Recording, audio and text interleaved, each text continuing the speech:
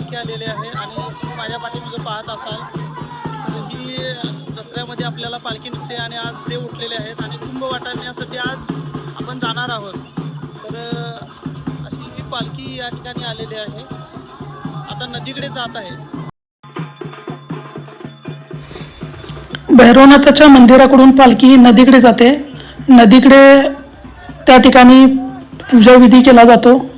नवरात्रकरी असतात ते आंघोळ वगैरे करून नवीन वस्त्र परिधान वगैरे करतात. त्याच्यानंतर कुंभ असतो जो आपण जे काही देवाच्या समोर आपण कुंभ जो ठेवलेला असतो तो या ठिकाणी नदीमध्ये धुवून तो देवांना अर्पण केला जातो. पहिला भैरवनाथाचा मान पालखीचा, त्याच्यानंतर मग सर्व देवांना वगैरे हे करून घातल्यानंतर देवळाकडून मग देवळाकडे सगळी लोक गावातली गावकरी मंडळी जमतात. त्याच्यानंतर मग देव उठणे असं बोलतात, मतलब म्हणजेच ते आपल्या आपल्या घरी जे नवरात्र 9 दिवस या ठिकाणी बसलेले असतात नवरात्रकरी, तर ते आपल्या आपल्या घरी जातात आणि त्याच्यानंतर संध्याकाळी परत सोनं लुटण्यासाठी सगळे परत एकत्र जमले जातात. परत मंदिरामध्ये जमतात. परत त्या ठिकाणी पालखी डोंगरावरती जाते आणि डोंगरावरून पालखी जाऊन परत संध्याकाळी सोनं लुटण्याचा कार्यक्रम असतो.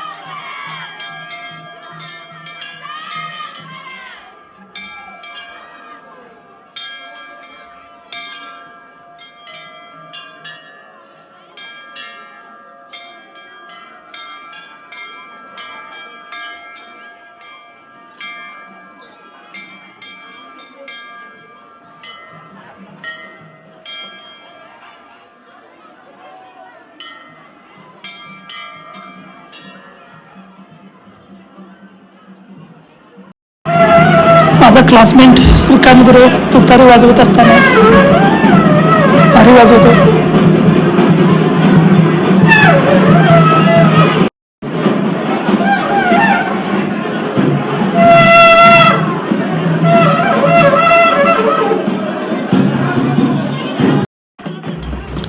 मंदिरातील पूजाविधी आटोपल्यानंतर जे नवरात्रकरी आहेत ते आपापल्या घरी आता जात आहेत, कारण ते 9 दिवस या ठिकाणीच राहिले होते. तर ते असं चांदवा धरला जातो, वेताच्या काठ्या वगैरे असतात चारी बाजूला आणि 4 जणांनी त्यांना ते पांढऱ्या कापडाचं छत त्यांना सावली म्हणून धरलं जातं त्यांच्या डोक्यावरती आणि त्यांना वाजत गाजत घेऊन त्यांच्या घरी प्रत्येकाच्या घरी घरी आपले जातात. त्याच्यानंतर मग संध्याकाळी परत सगळे एकत्र जमतात.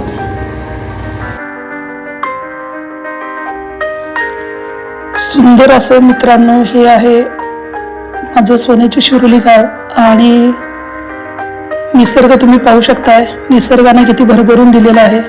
अगदीच डोंगराच्या पायथ्याला सोन्याची शिरोली गाव वसलेलं आहे आणि भोगावती नदी जी आहे ती या गावाला चंद्राकृती वळसा घालून गेलेली आहे. गावाच्या मधोमध गावची पांढर भैरवनाथाचं मंदिर आहे. त्याचा सदैव आमचा पाठीराखा सगळ्यांच्यावरती कृपादृष्टी ठेवून असतो.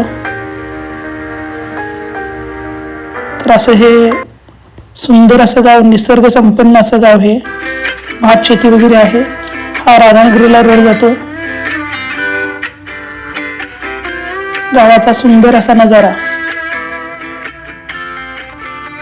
एक रोड डोंगरावरून खाली गावामध्ये जात आहे.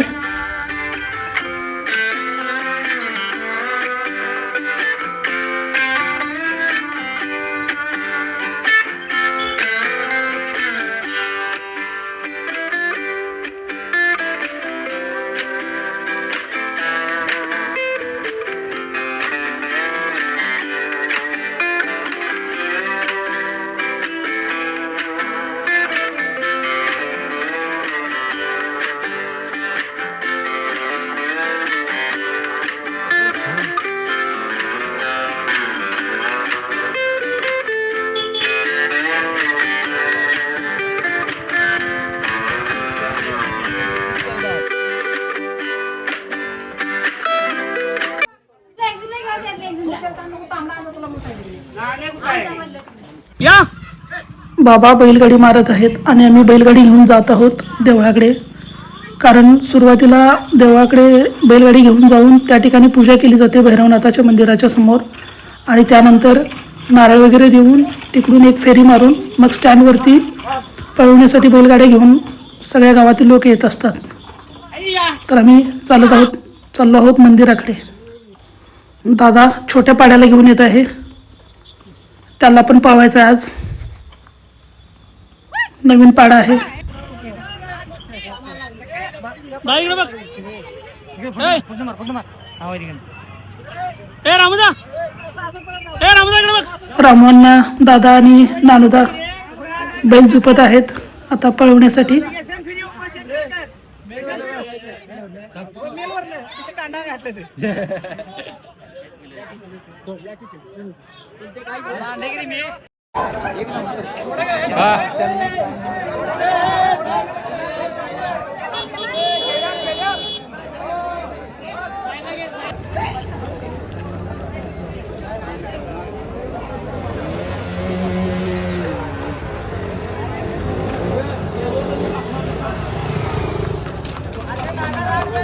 अक्षा गाडी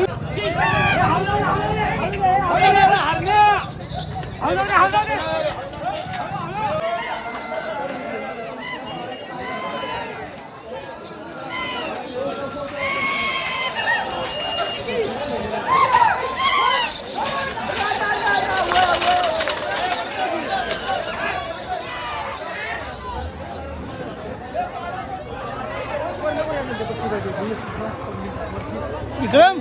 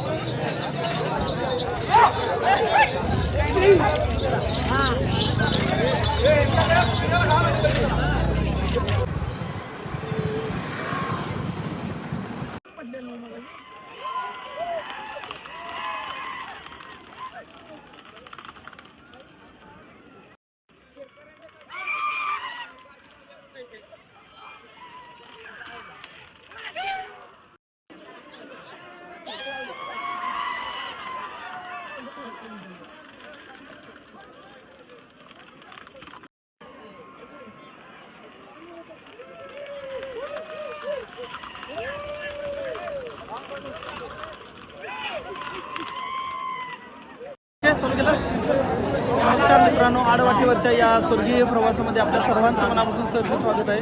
मी आहे राधानगरीमध्ये आणि आज दसरा आहे आणि दसऱ्याच्या दिवशी विजयादशमी दसरा आहे आणि दसऱ्याच्या दिवशी राधानगरीमध्ये बैलगाड्या आणि घोडे वगैरे पळवले जातात.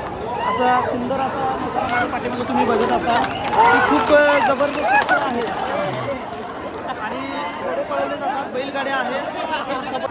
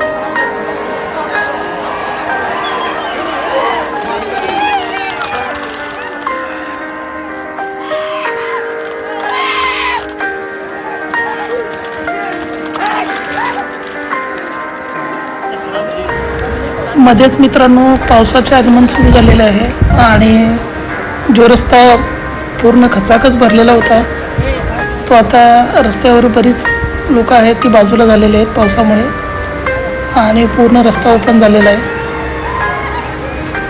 राधानगरीमध्ये बघायला गेलं तर दरवर्षी अशी गर्दी होते खूप मोठ्या प्रमाणात. तर घोडागाडी आणि बैलगाडी पळवली जातात. एक वेगळाच दरवर्षी नजारा आपल्याला या ठिकाणी पाहायला मिळतो. स्पीड पण जबरदस्त असते गाड्यांची.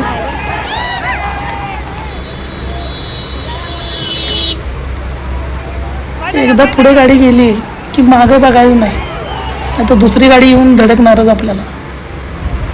त्यामुळे येणाऱ्या गाडीकडेच लक्ष ठेवावं लागते, जाणाऱ्या गाडीकडे लक्ष ठेवून चालत नाही. मंडळांच्या मध्ये पण फार चुरस पाहायला मिळते या ठिकाणी. पण प्रत्येकाने आपापल्या गाड्या आणलेल्या असतात, छकड्या आणलेले असतात.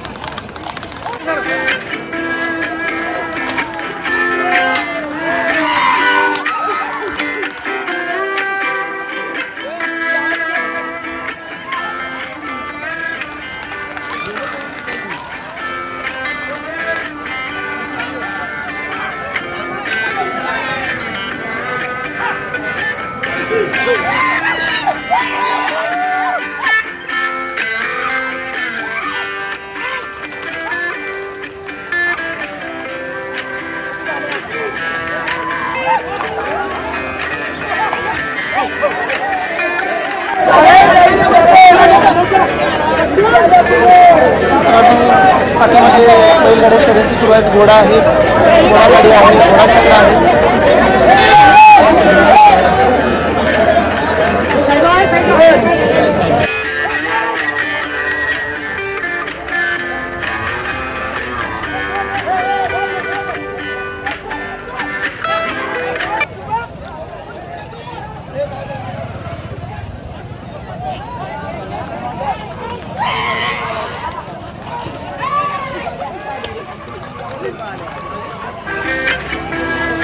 मित्रांनो, असा हा राधानगरीचा शाही दसरा आहे. दसरा पाहण्यासाठी खूप गर्दी असते, कारण खूप या ठिकाणी बैलगाड्या घोडागाडी पळवल्या जातात. खूप गर्दी असते. फार लांबून लांबून लोक या ठिकाणी हे बघण्यासाठी येत असतात आणि आजूबाजूच्या खेड्यातील लोकांची पण फार गर्दी होते इथे. असा हा राधानगरीचा शाही दसरा मित्रांनो आपल्या या आडवाटा यूट्यूब चॅनलच्या माध्यमातून दाखवण्याचा हा माझा छोटासा प्रयत्न आहे. व्हिडिओ आवडला असल्यास व्हिडिओला आपल्या जास्तीत जास्त लोकांपर्यंत पोहोचवा. तसेच आपल्या चॅनलवरती नवीन असाल तर चॅनलला सबस्क्राईब करा. तसेच बेल आयकॉन दाबायला विसरू नका. आणि लवकरच भेटू अशाच एका आडवाटेवरील प्रवासामध्ये मित्रांनो. तोपर्यंत धन्यवाद.